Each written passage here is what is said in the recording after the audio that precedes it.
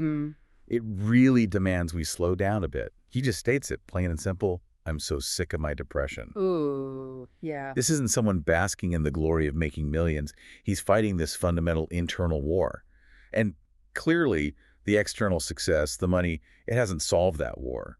Not at No. all. It's the ultimate paradox, isn't it? He's dealing with serious depression, he's financially precarious, he's addicted to the grind, and yet he seems almost surprised that externally he's perceived as succeeding. He says, it's amazing I've been making it. Like even he can't quite believe it. So that mantra, we hold on, it's not a recipe for happiness or comfort, it's just, Yeah.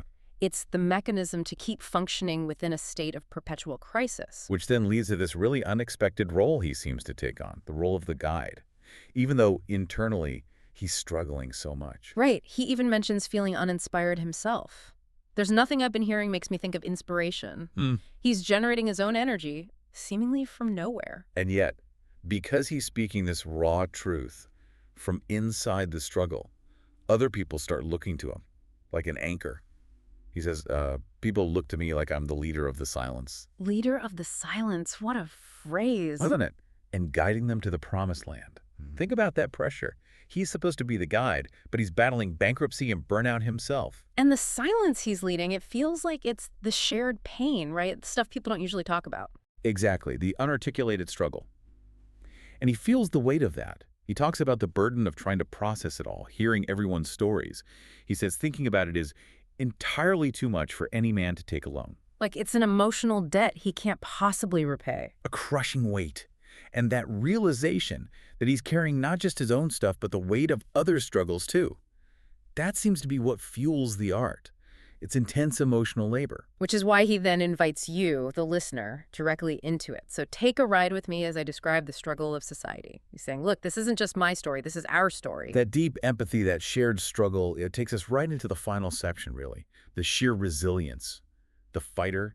He uses these really physical, environmental metaphors to describe what it feels like to just keep going. Yeah, the exhaustion is palpable. He's running out of breath from the pace that I've been keeping. Right. And the environment itself is hostile. He's underwater most of the time. Just imagine that feeling. Struggling to breathe, constantly submerged.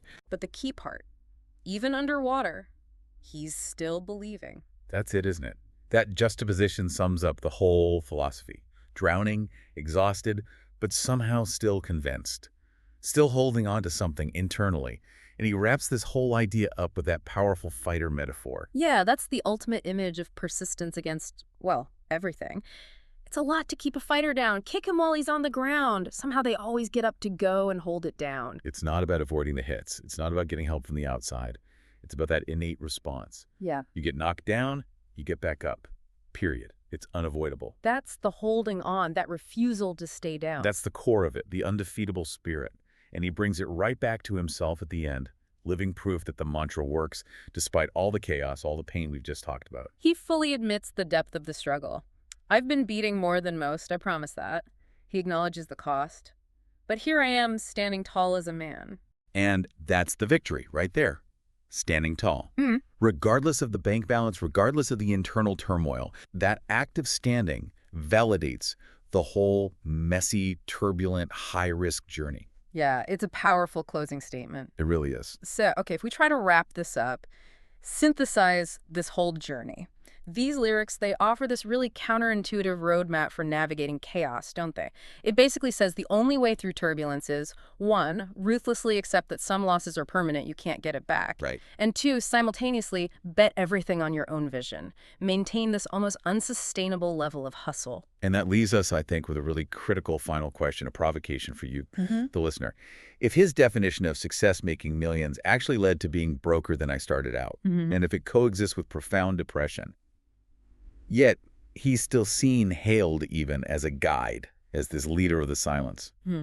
What does that tell us about the real price, the unstated cost of authentic leadership, maybe? Does the guidance that truly connects, the stuff that speaks to the real struggle of society, does it only come from people who've genuinely risked it all, who've lost, maybe lost big, and somehow clawed their way back to standing?